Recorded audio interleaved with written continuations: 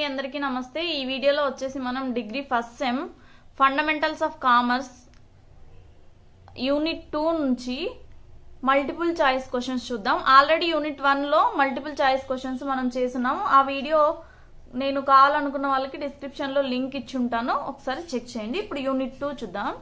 Unit 2 లో వచ్చేసి economic theory, economics సంబంధించి దీంట్లో వచ్చేసి మ్యాక్రో ఎకనామిక్స్ కి సంబంధించి meaning, definition, national income concepts, micro economics కి సంబంధించి demand and supply, elasticity of demand, perfect competition markets లో టైప్స్ ఉన్నాయి కదా, monopoly, oligopoly, duopoly, perfect competition, monopolistic competition, అలాగే ఈక్విలిబ్రియం ప్రైస్, తర్వాత మార్జినల్ యూటిలిటీకి సంబంధించి వస్తాయన్నమాట। ఇవి ఇంటర్మీడియట్ లో ఎకనామిక్స్ చదువుకున్న వాళ్ళకైతే చాలా ఈజీగా ఉంటాయి, చదువుకోని వాళ్ళకి కొంచెం కాన్సెప్ట్ అనేది తెలియదు అన్నమాట। ఒకసారి చూడండి। ఫస్ట్ వచ్చేసి what is the primary focus of macro economics. నేను ఓన్లీ ఆన్సర్ ఒకటి చదువుతాను, రిమైనింగ్ ఆప్షన్స్ చదవను, ఎందుకంటే వీడియో లెంతీ అవుతుంది। ప్రతి యూనిట్ నుంచి 30 to 35 మల్టిపుల్ చాయిస్ క్వశ్చన్స్ అనేవి ఉన్నాయి। వీటిలో నుంచి ఒకసారి అంటే ఫిల్ ఇన్ ద బ్లాంక్స్ కి రావచ్చు, తర్వాత 1 మార్క్ క్వశ్చన్స్ కి కూడా వీటిలో నుంచి కూడా వస్తున్నాయి। ఇప్పుడు చూడండి, మ్యాక్రో ఎకనామిక్స్ అంటే మ్యాక్రో అంటే యాజ్ ఏ హోల్, మైక్రో అంటే ఇండివిజువల్ కి సంబంధించి, ఈ విషయం బాగా గుర్తుపెట్టుకోండి। ఇప్పుడు చూడండి, ఇక్కడ అడిగింది మ్యాక్రో కాబట్టి మీరు వేరే ఆప్షన్ యాది చూడకోకుండా యాజ్ ఏ హోల్ అని వచ్చింది కదా, the economy as a whole అనే ఆప్షన్ టిక్ పెట్టేసేయండి। నెక్స్ట్ వచ్చేసి which of the following is a key macro economic indicator, which of the following is a key macro economic indicator. ఈ macro economic indicator ఏంటి అంటే inflation rate preferences. Macro economics కి సంబంధించి ఇలా దీనికి సంబంధించి ఎక్కడొచ్చిన ఇన్ఫ్లేషన్ కి సంబంధించి వస్తే అదే ఆన్సర్ అయి ఉంటుంది। ఇక్కడ చూడండి, ఇండివిజువల్ అనేది మైక్రో దానికి సంబంధించింది, స్టాక్ మార్కెట్ అనేది మ్యాక్రోకి ఎప్పుడు రిలేటెడ్ కాదు, కన్జ్యూమర్ అనేది కూడా మైక్రో దానికి సంబంధించింది। మీరు ఇలా ఆప్షన్స్ అవాయిడ్ చేసుకుంటూ వెళ్ళొచ్చు। నేను ప్రతి దానికి ఇలా లెంతీగా చెప్పుకుంటూ పోతే వీడియో అనేది చాలా లెంత్ అవుతుంది కాబట్టి జస్ట్ నేను ఆన్సర్ ఎక్స్ప్లెయిన్ చేస్తా। నెక్స్ట్ వచ్చేసి what does physical policy in macro economic refer to. ఇక్కడ థర్డ్ క్వశ్చన్ వచ్చేసి what does physical policy in macro economics refer to అంటే government spending and taxation policies. ఇక్కడ ఫిజికల్ పాలసీ అది కూడా macro economics సంబంధించింది, అంటే మొత్తం యాజ్ ఏ హోల్ గవర్నమెంట్ ఏం స్పెండ్ చేస్తుంది, అలాగే టాక్సేషన్ పాలసీస్ ద్వారా ఏం ఎర్న్ చేస్తుంది అనేది ఇక్కడ ఫిజికల్ పాలసీకి సంబంధించింది। నెక్స్ట్ వచ్చేసి what does gross domestic product represent in the measurement of national income. GDP అంటే నేషనల్ ఇన్కమ్ లో ఏది రిప్రజెంట్ చేస్తుంది అంటే ఇక్కడ ఆప్షన్స్ చూడండి, total value of goods and services produced with in a country's border. GDP national income కి సంబంధించి total value of goods and services produced with in a country's border, ఒక కంట్రీలో మొత్తంగా ప్రొడ్యూస్ చేసే గూడ్స్ సర్వీసెస్ యొక్క మొత్తాన్ని national income అని అంటారు। నెక్స్ట్ వచ్చేసి which of the following is not component of national income. National income component కానిది అంటే ఇక్కడ స్టాక్ మార్కెట్, దీనికి stock market separate, macro economics లో కానీ మైక్రో ఎకనామిక్స్ లో కానీ నేషనల్ ఇన్కమ్ లో కానీ స్టాక్ మార్కెట్ కి సంబంధించి రాదు। నెక్స్ట్ వచ్చేసి what does real GDP adjust for in and macro economic measurement. దీనికి వచ్చేసి ఆన్సర్ ఇన్ఫ్లేషన్।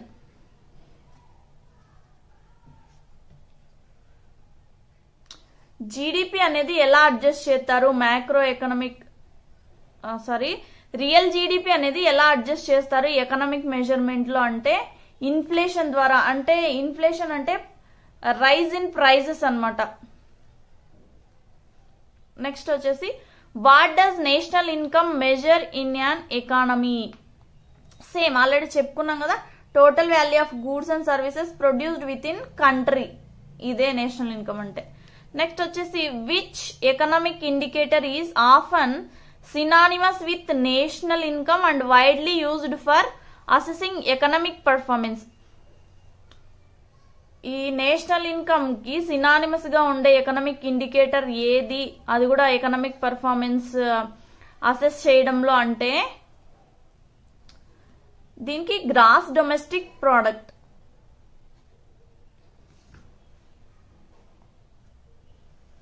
తర్వాత what does national income per capita represent? National income per capita, ఒక్క వ్యక్తికి సంబంధించి నేషనల్ ఇన్కమ్ అనేది ఎలా మెజర్ చేస్తారు? దీనికి ఫార్ములా కూడా ఉంటుంది. Average income available to each individual in the country, total income divided by population, total income divided by population అంటే ఒక్కొక్కరికి ఎంత ఎంత వస్తుంది అనేది అనమాట. Average income available to each individual in the country. Next వచ్చేసి which method calculates national income by summing up all incomes and with in a country. ఇక్కడ income సంబంధించి ఉంది కాబట్టి ఇన్కమ్ అప్రోచ్, అలాగే ఎక్స్పెన్స్ కి సంబంధించి ఉంటే అదొక అప్రోచ్ అనమాట. Expensive approach, expenditure approach, production కి సంబంధించి అయితే ప్రొడక్షన్ అప్రోచ్ అలా. ఇప్పుడు దీనికి సంబంధించి ఇన్కమ్స్ కి సంబంధించి కాబట్టి ఇది ఇన్కమ్ అప్రోచ్. నెక్స్ట్ వేరే అప్రోచెస్ కూడా ఉన్నాయి. నెక్స్ట్ క్వశ్చన్ చూడండి, what does the production approach to measuring national income aggregate? ఇక్కడ ప్రొడక్షన్ అప్రోచ్ లో నేషనల్ ఇన్కమ్ ని అగ్రిగేట్ గా ఎలా మెజర్ చేస్తారు అంటే ఇక్కడ చూడండి, the value added at each stage of production. Each stage లో ఎంత వాల్యూ అడిషన్ ఉంది అనే దాన్ని బట్టి ఇది మెజర్ చేస్తారనమాట నేషనల్ ఇన్కమ్ అనేది. ప్రొడక్షన్ అప్రోచ్ లో ప్రొడక్షన్ కి సంబంధించి వచ్చింది కాబట్టి ఈచ్ స్టేజ్ ఆఫ్ ప్రొడక్షన్ లో వాల్యూ అడిషన్ ఎంత ఉంది అనేది అక్కడ అలా మెజర్ చేస్తారు, అలా గుర్తుపెట్టుకోండి. Next, what does the expenditure approach measure in calculation of national income? ఇక్కడ చూడండి, ఇందాక వచ్చింది ఇన్కమ్ అప్రోచ్, ఇక్కడ వచ్చింది ఎక్స్పెండిచర్ అప్రోచ్. దీనికి ఆన్సర్ వచ్చేసి all expenditures on final goods and services. Expenditure approach కాబట్టి ఎక్స్పెన్స్ కి సంబంధించే ఆన్సర్ ఉంటుంది. What is the primary focus of micro economics? నేను ఆల్రెడీ చెప్పాను కదా, మైక్రో అంటేనే ఇండివిజువల్ అనేసి. మీరు ఏమి ఆలోచించుకోకుండా ఆన్సర్ పెట్టేసేయండి. మ్యాక్రో అంటే యాజ్ ఎ హోల్, మైక్రో అంటే individual, the behaviour of individual economic units. Which principles are explored in micro economics to understand how prices are determined in a specific market? ఇక్కడ చూడండి, micro economics లో prices అనేది ఎలా అర్థం చేసుకుంటారు specific market లో అంటే సప్లై అండ్ డిమాండ్ ని బట్టే. ఎందుకంటే రిమైనింగ్ ఆప్షన్స్ చూసుకున్నట్టయితే వాటికి ఏమాత్రం సంబంధం లేదు. సప్లై అండ్ డిమాండ్ ని బట్టే ప్రైజెస్ అనేది డిటర్మైన్ చేస్తూ ఉంటారనమాట. నెక్స్ట్ వచ్చేసి what does micro economics study regarding consumer behaviour? Micro అంటే ఇండివిజువల్ కి సంబంధించింది. ఇక్కడ చూడండి,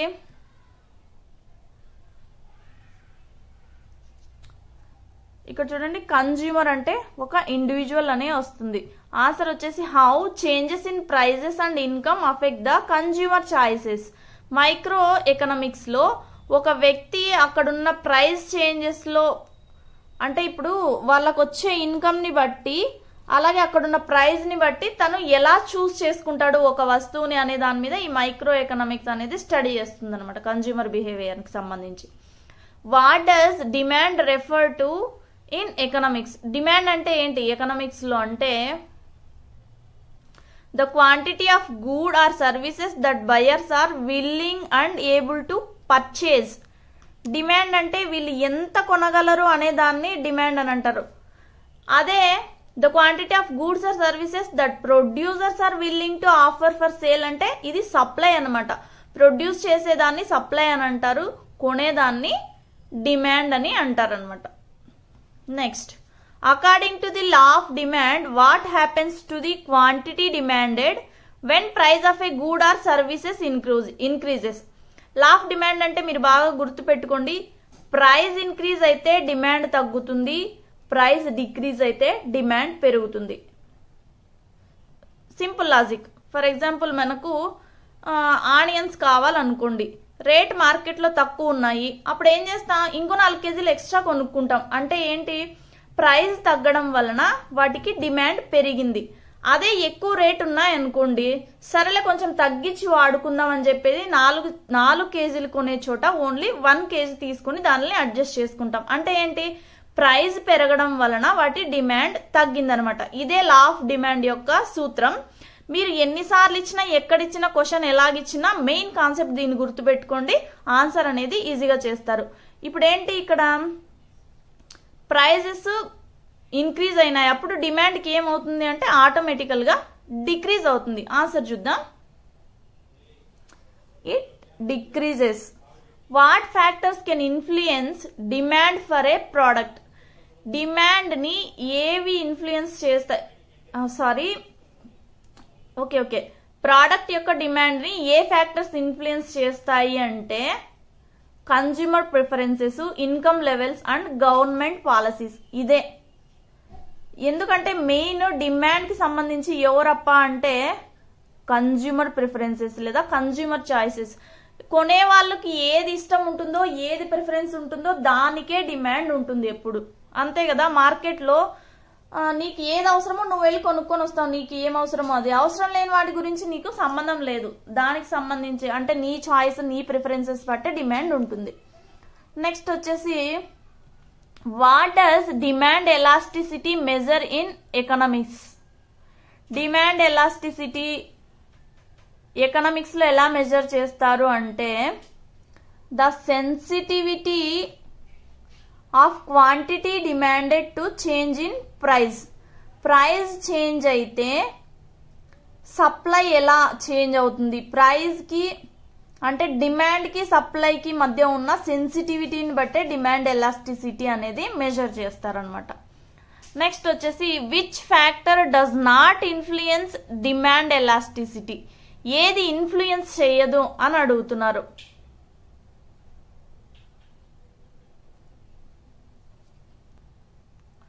దీనికి ఆన్సర్ వచ్చేసి government regulations is the correct answer. ఎందుకంటే డిమాండ్ ని ఏది ఇన్ఫ్లుయెన్స్ చేయదు అంటే అవైలబిలిటీ ఆఫ్ సబ్స్టిట్యూట్స్. అంటే దీనికి మీనింగ్ చెప్తాను చూడండి. ఇప్పుడు మీకు తిలకం కావాలి, అది రేట్ ఎక్కువగా ఉంది, దాని బదులు కాటుకు అనేది తక్కువగా ఉందనుకోండి, దాని బదులు మీరు కాటుకు తీసుకుంటారు. అంటే సబ్స్టిట్యూట్స్ దానికి బదులుగా వాడగలిగేటివి ఇంకేమైనా ఉన్నాయనుకోండి, దీనికి డిమాండ్ అనేది తగ్గిపోతుంది. తర్వాత నెసెసిటీ ఆఫ్ ది గూడ్స్, ఆ వస్తువులు మీకు అవసరమే లేదనుకోండి, అప్పుడు డిమాండ్ ఎందుకు ఉంటుంది, ఉండనే ఉండదు. Proportion of income spent on the good, మీకు వచ్చే ఇన్కమ్ లో మీరు ఎంత ప్రపోర్షన్ దాని మీద స్పెండ్ చేస్తారనేది, ఇవన్నీ కూడా డిమాండ్ ని ఇన్ఫ్లుయెన్స్ చేస్తాయి. ఈ గవర్నమెంట్ రెగ్యులేషన్స్ అనేది ఈ డిమాండ్ ఎలాస్టిసిటీని ఏ రకంగానూ ఇన్ఫ్లుయెన్స్ చేయవు. ఏ రెగ్యులేషన్స్ ఉన్నా ఏమున్నా నీకు కావాలనుకుంటే కొనుక్కుంటా, వద్దనుకుంటే మానేస్తావు, అంతే. What happens to total revenue when demand is elastic and A price decrease occurs? Price decrease అయింది అంటే టోటల్ రెవెన్యూ అనేది పెరుగుతుంది. ప్రైస్ డిక్రీజ్ అవ్వడం వలన దానికి ఆటోమేటిక్గా డిమాండ్ పెరుగుతుంది, ఎక్కువ వస్తువులు కొంటారు కాబట్టి రెవెన్యూ అనేది పెరుగుతుంది. నేను లా ఆఫ్ డిమాండ్కి సంబంధించి చెప్పాను కదా రూలు, అదే రూలు ఇక్కడ కూడా అప్లై అవుతుంది. Next question, which type of market consist of numerous buyers and sellers offering identical products? అంటే నెంబర్ ఆఫ్ ప్రొడక్ట్స్ ఎక్కువగా ఉండి నెంబర్ ఆఫ్ సెల్లర్స్ ఎక్కువగా ఎక్కడ ఉంటారు, ఎలాంటి కాంపిటీషన్లో ఉంటారంటే పర్ఫెక్ట్ కాంపిటీషన్ అనే మార్కెట్లో ఉంటారు. మోనోపోలీ అంటే ఒకరే, ఆలిగోపోలీ అంటే సమ్ గ్రూప్ ఆఫ్ బయర్స్. అదే పర్ఫెక్ట్ కాంపిటీషన్ అంటే అన్ని రకాలుగా బయర్స్, అన్ని రకాలుగా సెల్లర్స్ ఉంటారనమాట. అన్ని రకాల సెల్లర్స్ కి సంబంధించి, బయర్స్ కాదు. మోనోపోలీ అంటే ఒకే సెల్లరు, ఆలిగోపోలీ అంటే group of sellers. Perfect competition అంటే చాలా మంది ఉంటారు. In which type of market does a single seller or producer dominate the entire market? ఒక్కరే ఉండి ఎంటైర్ మార్కెట్ ని డామినేట్ చేసేది ఏంది అంటే మోనోపోలీ. మోనో అంటే సింగిల్ అని అర్థం. Okay, next question, what is duopoly? Duo అంటే ఇద్దరు డామినెంట్ మార్కెట్ సెల్లర్స్ ఉంటారనమాట. సిలబుల్స్ లో కూడా వస్తాయి చూసారా, ఇంగ్లీష్ లో మోనోసిలబిక్, డైసిలబిక్ అని. డియో అంటే 2 అని అర్థం. ఆన్సర్ చూద్దాం. ఆన్సర్ వచ్చేసి ఓన్లీ 2 డామినెంట్ ఫార్మ్స్. నెక్స్ట్ వచ్చేసి in a perfectly competitive market which of the following is true. Perfect competition లో ఏది ట్రూ అంటే there is a perfect information about prices and product characteristics. Perfect competition లో price కి సంబంధించిన information అనేది perfect గా ఉంటుంది, దానికి సంబంధించిన ఆ ప్రోడక్ట్ కి సంబంధించిన క్యారెక్టరిస్టిక్స్ కూడా పర్ఫెక్ట్ గా ఉంటాయి. What do firms in perfect competition aim to achieve in terms of profit maximisation. ఈ పర్ఫెక్ట్ కాంపిటీషన్ లో ఫార్మ్స్ ఏం చేస్తాయి ప్రాఫిట్ ని మ్యాక్సిమైజ్ చేసుకోవడానికి అంటే produce at a level where marginal cost equal to marginal revenue. వాళ్ళకున్న ఒకే ఒక choice, marginal cost equal to marginal revenue. ఆ కాస్ట్ కి రెవెన్యూకి ఈక్వల్ గా ఉండేలాగా చూసుకుంటే మాత్రమే పర్ఫెక్ట్ కాంపిటీషన్ లో ప్రాఫిట్ మ్యాక్సిమైజేషన్ అనేది సాధ్యం అవుతుంది. ఎందుకంటే వీళ్ళకి సంబంధించి కాంపిటీషన్ లో వేరే సెల్లర్, వీళ్ళ కాంపిటీషన్ ఇవ్వడానికి చాలా రకాల సెల్లర్స్ ఉంటారు. కాబట్టి ఈ కాస్ట్ రెవెన్యూ అనేది ఈక్వల్ గా ఉన్నప్పుడు మాత్రమే వీళ్ళకి ప్రాఫిట్ మ్యాక్సిమైజేషన్ అనేది సాధ్యం అవుతుంది. నెక్స్ట్ వచ్చేసి in perfect competition what do individual firms have no control over. దానికి సంబంధించి ఆన్సర్ ఏంటంటే మార్కెట్ ప్రైస్. ఎందుకు అంటే పర్ఫెక్ట్ కాంపిటీషన్ లో చాలా మంది సెల్లర్స్ ఉంటారు. చిన్న ఎగ్జాంపుల్, మీరు ఒక సంతకి వెళ్ళినారు, కూరగాయలన్నీ పెట్టుకున్నారు. ఒక దగ్గర బెండకాయలు 20 రూపాయలు కేజీ ఇస్తున్నారు, ఇంకో దగ్గర రైతు పండించుకొని వచ్చినాడు, వాళ్ళ దగ్గర ఒక్క బెండకాయ మాత్రమే ఉంది, వాడు నాకు 10 రూపాయలకు పోయినా పర్వాలేదు, నేను 10 రూపాయలు కేజీ ఇచ్చేస్తానని ఇస్తున్నాడు. అప్పుడు ఏమైతుంది, వీడు కూడా ఆటోమేటిక్ గా 10 రూపాయలకైనా తగ్గించాల్సి వస్తుంది. లేదు అంటే ఇద్దరు మాట్లాడుకొని 15 రూపాయలకు పెట్టుకుందామని పెట్టుకోవాల్సి వస్తుంది అనమాట. అది అక్కడ వచ్చిన సెల్లర్స్ మీద ఆధారపడి ఉంటుంది, అలాగే బయ్యర్స్ విల్లింగ్ మీద ఆధారపడి ఉంటుంది, చాలా ఫ్యాక్టర్స్ మీద ఆధారపడి ఉంటుంది. ఏంటి ప్రైస్ అనేది. నెక్స్ట్ వచ్చేసి ఇవి రిపీటెడ్ క్వశ్చన్స్ మళ్ళీ అడిగారు, అందుకని కొట్టేశాను. నెక్స్ట్ చూద్దాం. What is equilibrium price in economics. Equilibrium price అంటే ఏంటి అంటే the price at which quantity demanded equals to quantity supplied. Demand supply equal గా ఎక్కడ ఉంటుందో దాన్నే ఈక్విలిబ్రియం ప్రైస్ అని అంటారు. In a market with perfect competition how do prices respond to changes in demand and supply. ఈ perfect competition లో demand and supply ఆధారంగా prices అనేవి ఎలా చేంజ్ అవుతాయి అంటే prices quickly adjust to reach equilibrium. సప్లైకి డిమాండ్కి ఈక్వల్ అయ్యేలాగా ప్రైజెస్ అనేది క్విక్ గా అడ్జస్ట్ అవుతాయి అనమాట పర్ఫెక్ట్ కాంపిటీషన్ లో. What happens when the market price is above the equilibrium price. ఈ మార్కెట్ ప్రైస్ అనేది ఈక్విలిబ్రియం ప్రైస్ కంటే ఎక్కువ ఉంది అంటే అప్పుడు ఏమైతుంది, సర్ప్లస్ అనేది పెరుగుతుంది, సెల్లర్స్ వాటి ప్రైస్ అనేది రైజ్ చేస్తారనమాట. నెక్స్ట్ వచ్చేసి what does marginal utility measures in economics. Marginal utility అంటే ఏంటి అంటే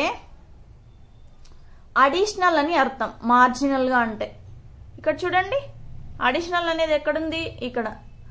the additional satisfaction from consuming 1 more unit of a good. ఇప్పుడు నువ్వు కొంత సాటిస్ఫాక్షన్ కలిగి ఉన్న కొన్ని వస్తువులు కన్జ్యూమ్ చేసినావు, అదే వస్తువు ఇంకొక వస్తువుని కన్జ్యూమ్ చేయడం వల్ల నీకు కలిగిన అడిషనల్ గా అంటే ఇంతకు ముందున్న సాటిస్ఫాక్షన్ కాకుండా ఇంకేదైతే పెరిగిందో ఆ అడిషనల్ సాటిస్ఫాక్షన్ నే మార్జినల్ యూటిలిటీ అని అంటారు. నెక్స్ట్ వచ్చేసి according to law of diminishing marginal utility what happens as a consumer consumes more unit of goods. Law of diminishing marginal utility ప్రకారం కన్జ్యూమర్ ఎక్కువ ప్రోడక్ట్ ని కన్జ్యూమ్ చేస్తే ఏమవుతుంది అంటే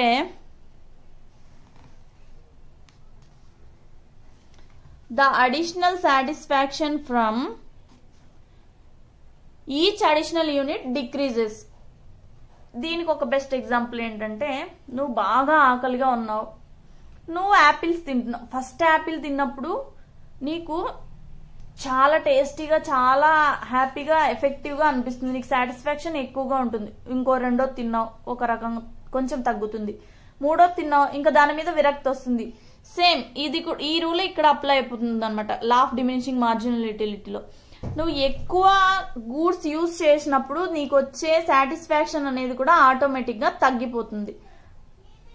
last question, what is consumer equilibrium in the context of marginal utility? Consumer equilibrium అంటే ఏంటంటే it is the point where a consumer maximises utility by allocating income to different goods.